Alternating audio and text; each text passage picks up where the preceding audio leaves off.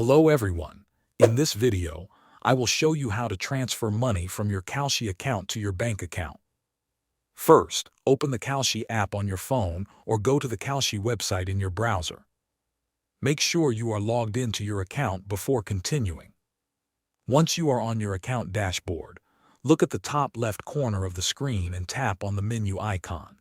This will open the main navigation menu where you can access different account options. From the menu, tap on the Transfers button.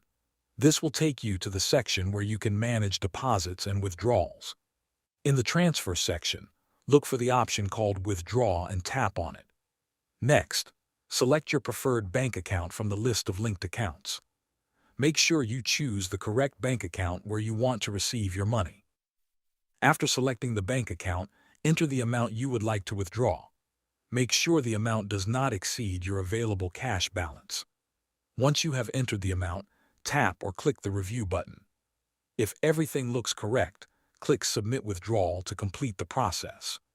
After submitting the request, Kalshi will begin processing your withdrawal, and the funds will be sent to your selected bank account according to their processing timeline. Thanks for watching.